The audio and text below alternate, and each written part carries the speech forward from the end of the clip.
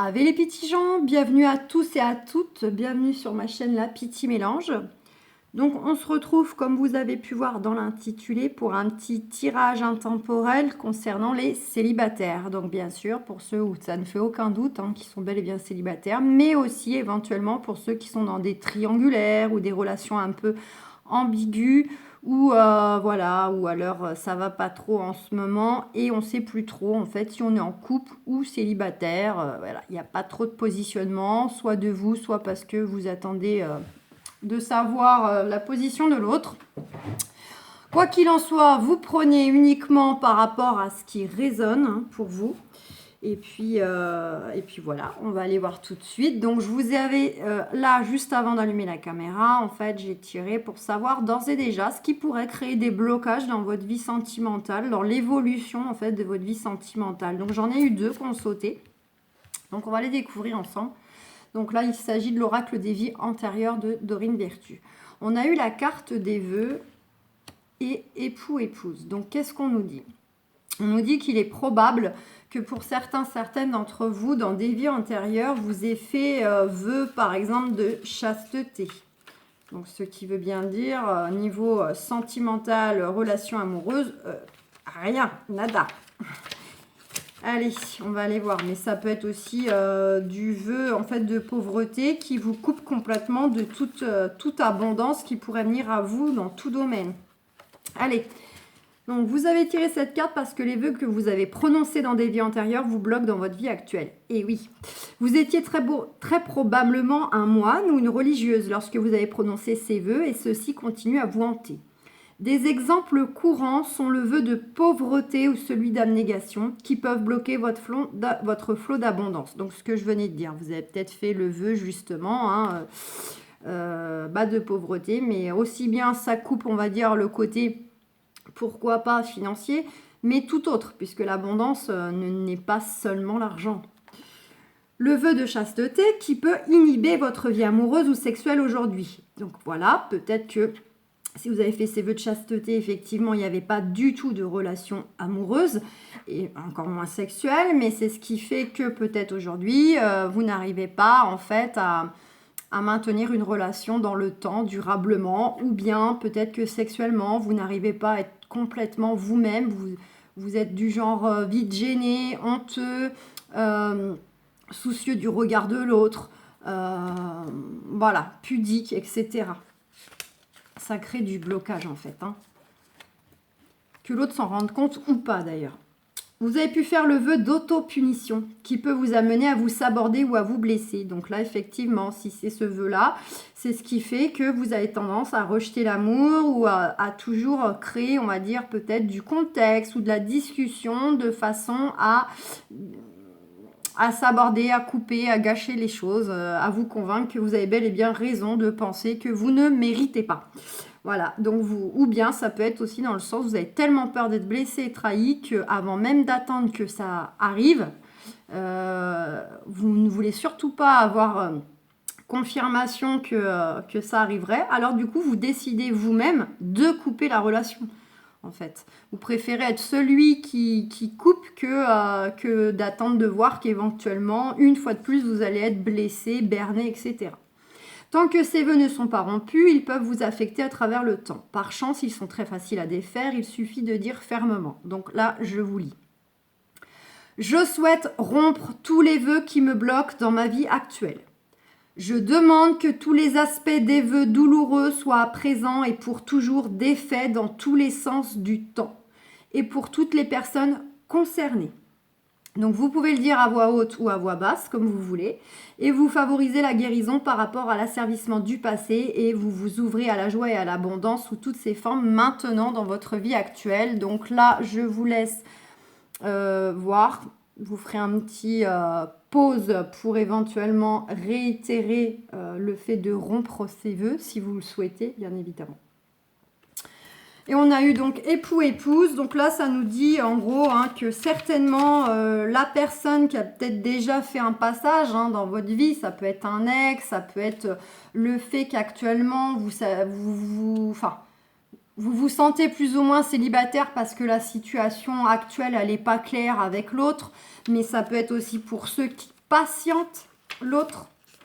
Là, en fait, on nous indiquerait que vous avez déjà eu un mariage dans d'autres vies.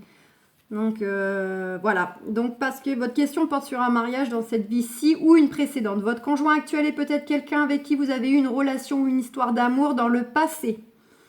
Si vous êtes célibataire pour le moment, votre futur conjoint est probablement quelqu'un d'une vie antérieure. Dans certains cas, les amants se réunissent à travers les siècles et partagent un lien éternel d'amour véritable. C'est ce à quoi l'on fait généralement référence lorsqu'on parle d'âme sœur. Donc si vous avez tiré cette carte, c'est peut-être que la personne à propos de laquelle vous vous posez des questions, ou du moins celle que vous attendez, est en fait cet être prédestiné.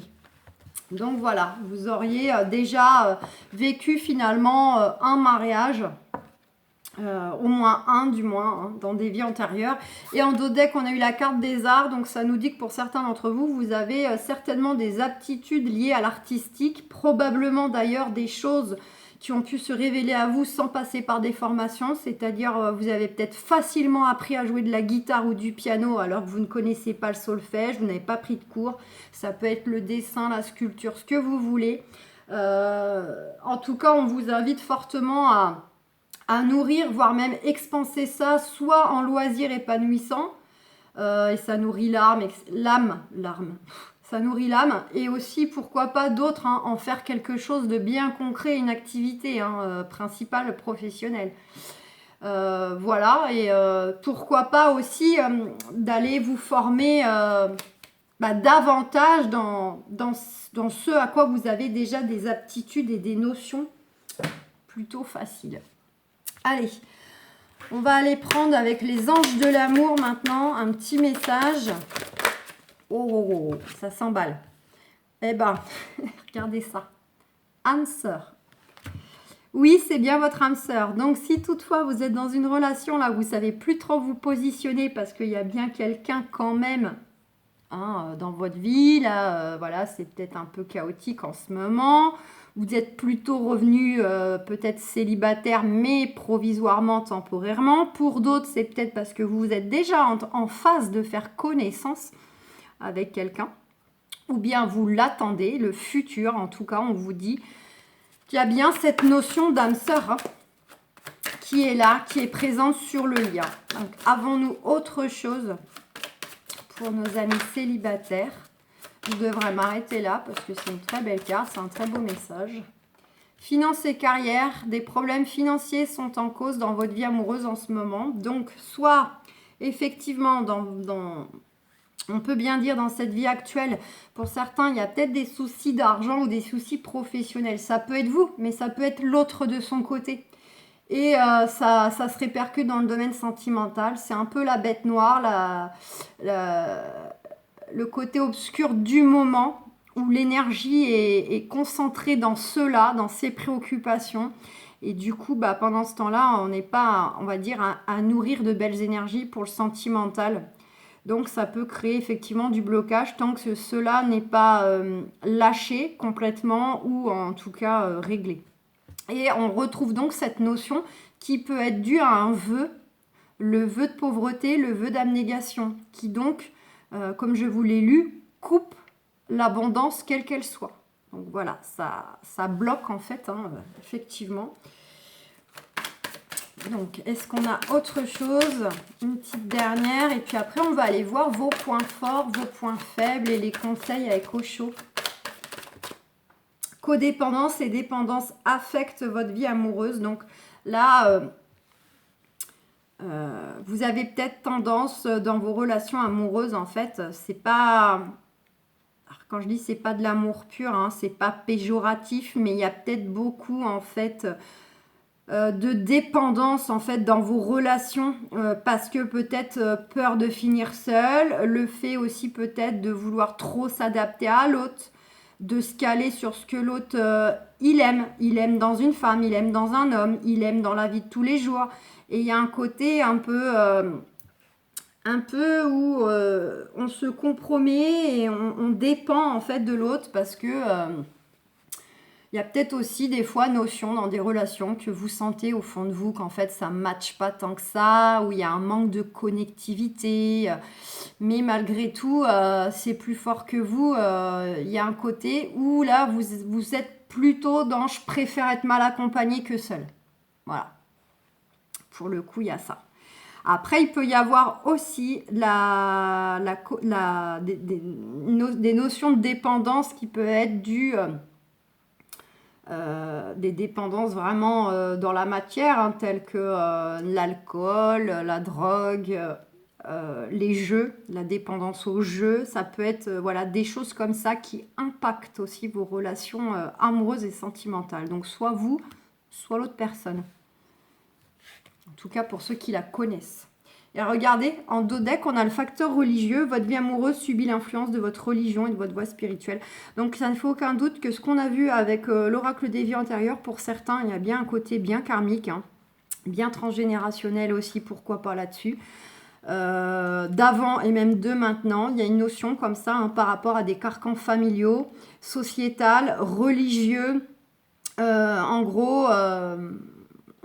faut rentrer dans le moule. Faut rentrer dans le moule de papa, maman, de papy, mamie, des ancêtres, voilà. Sauf que ce qui correspondait pour eux ou à leur génération, leur période, n'est plus d'actualité ni au jour d'aujourd'hui, ni pour vous-même, parce que chacun est unique, chacun a ses besoins, chacun a sa vision du couple, de l'amour, etc. Et puis, il y a effectivement cette notion-là de facteur religieux. On peut rejoindre ce côté vœu de chasteté, vœu de pauvreté, tout ce qu'on a vu tout à l'heure. Un côté vraiment où, effectivement, ça se répercute. Bon, allez, Osho. Quels sont vos points forts hein, pour faire évoluer les choses, en tout cas dans votre personnalité, quels sont vos points forts? Point fort, c'est le changement. Vous savez certainement vous remettre en question. Vous n'êtes pas, alors bien que parfois hein, ça n'empêche pas de ressentir de la peur, de la crainte, pour autant vous n'êtes pas fermé au changement, à découvrir de nouvelles choses, de nouvelles personnes, de nouvelles communications, de façons de faire. Vous êtes quelqu'un quand même qui sait se mettre en mouvement pour faire les choses, pour faire des rencontres ou pour changer ce qui a nécessité d'être changé. Voilà, vous avez quand même votre point fort peut être aussi dû à du changement physique et géographique aussi. Ce qui vous permet aussi d'étendre et d'élargir les rencontres, les cultures, voilà, que ce soit alors, au sein même du pays, hein, selon les régions, c'est des états d'esprit différents, des valeurs différentes, etc. Mais ça peut être aussi au niveau international, hein, le fait que peut-être vous êtes quelqu'un aussi qui bougeait beaucoup, qui vous déplaçait beaucoup, qui voyageait beaucoup, etc. Et c'est pas nécessairement en fait négatif. Ça peut finalement vous être favorable parce que vous ouvrez vous ouvrez aussi, en gros vous expansez une ouverture d'esprit de par le fait que vous découvrez plein de champs, ouais. Aussi, peut-être, plein de champs, plein de gens, plein de lieux, j'allais dire. En fait, j'ai mixé gens et je pensais aux lieux. Voilà, du coup, ça vous fait forcément avoir une ouverture d'esprit hein, sur les gens, sur le monde, sur les cultures, sur les pratiques, etc. Bon, on est en train de boucler un cycle. Hein. De toute façon, il y a quelque chose qui se termine, un cycle qui se termine, un processus, un fonctionnement. Peut-être le fait de rompre justement ces vœux-là. Enfin, c'était pas ça, mais ces vœux. Voilà. Avec une nouvelle vision qui va enfin se réveiller, se révéler en vous. Vous allez enfin voir les choses sous un autre angle, sous un autre jour. Soit grâce au fait que vous allez rompre justement ces vœux-là. Dans cette vie actuelle, soit parce que vous bouclez des choses dans votre vie aussi qui vont vous permettre de mettre votre énergie complètement à votre vie sentimentale amoureuse, de vous ouvrir à de la rencontre ou de la re-rencontre si c'est avec une personne qui est déjà plus ou moins là dans votre vie, hein, qui a matière à revoir la relation et de voir les choses surtout autrement. Bon, c'est bien beau, les cartes à parle, mais là, allez, le point faible. Hop, hop, hop, hop. On a le succès, je la prends quand même, elle a voulu succès. Donc, décidément, j'arrive pas à parler.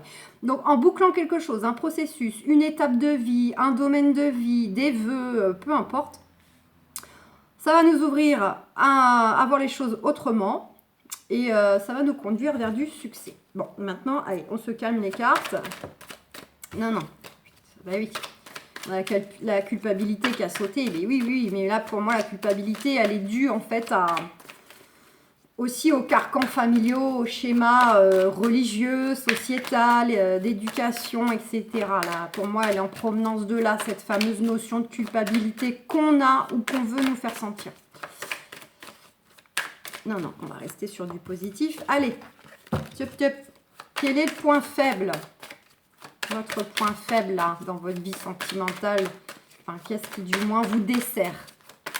Allez, pour nos amis célibataires, quel est leur point faible? S'il te plaît, au chaud.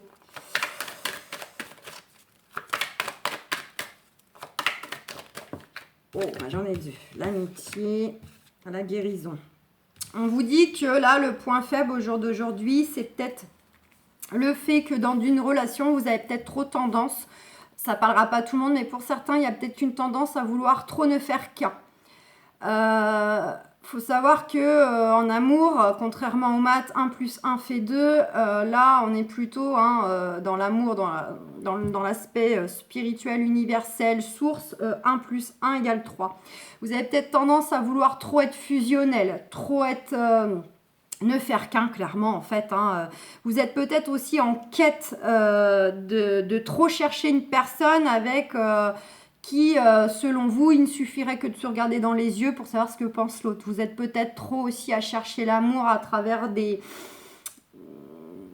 attitudes, des choses comme ça. Vous voyez, vous êtes peut-être trop en quête de chercher des choses très idéalisées. Regardez ces deux arbres. Par exemple, vous êtes l'arbre jaune. La personne est l'arbre rose. Ouais, rose et fuchsia. Mais en restant chacun vous-même, un et un, on obtient une troisième couleur. On a bien un jaune, le partenaire numéro 2 qui est un, lui aussi rose, on obtient bien une troisième couleur qui est le orangé, le rouge là. Donc c'est être chacun vous-même individuellement, garder votre être-té, votre personnalité, faire des choses aussi, pourquoi pas, individuellement dans la matière par le biais d'activités. Et de ce fait aussi, c'est soit se compléter, notamment beaucoup se compléter, mais aussi à vous deux, quand vous êtes ensemble, vous créez une couleur encore supplémentaire. Le fait que chacun respecte qui est l'autre, quand vous êtes ensemble, ça crée justement la magie d'une troisième couleur et le cocktail opère. Voilà, donc il est important d'être un peu centré aussi sur le fait que chacun doit bien rester lui-même avec ses qualités et ses défauts, ce qui n'empêche pas que vous deux ensemble, vous recréez aussi une personnalité qui vous est propre, qui est celle du couple, qui est celle du lien. Et on a la guérison. À partir du moment aussi où vous prenez conscience de cela, vous arrêtez peut-être de chercher l'amour idéal, là, tout ce qu'on voit dans les films. On parle pas, on se comprend. Un regard, un clin d'œil, on sait ce que l'autre pense. Bon, non, ça marche pas à tous les coups. Et puis bon, c'est pas non plus quelque chose forcément qui démontre que l'amour tient dans le temps non plus. Parfois, il y a des amours qui paraissent plus simplistes, entre guillemets, c'est pas péjoratif. Mais l'amour est authentique et sincère et surtout solide. Solide, car basé sur des valeurs, basé sur une communication, basé sur un respect. Voilà, et pas sur de la passion et de la fusion. Et il peut y avoir une notion aussi, votre point faible, là, de peut-être aussi vis-à-vis de l'entourage, là. De amical, familial, il y a peut-être une notion de guérison, il y a peut-être des réconciliations à avoir. Voilà, il y a peut-être eu de la fâcherie dans la famille avec des amis, ou bien elle est trop présente, trop à s'occuper aussi peut-être de votre vie sentimentale. Il y a une notion aussi de choses à guérir vis-à-vis, pourquoi pas aussi de l'entourage. Hein, de pardonner. Pardonner peut-être à l'autre, si vous le connaissez déjà. Pardonner aussi éventuellement à des membres autour de vous qui inconsciemment, en fait, vous ne soupçonnez pas, mais pourraient finalement créer un blocage dans le fait de vous ouvrir à une personne pleinement. Et si vous vous réconciliez peut-être avec une ou des personnes ou l'autre en question, ça va vous ouvrir aussi d'autres choses. Ça va enlever un blocage et ouvrir une nouvelle porte. Allez, quel est le conseil?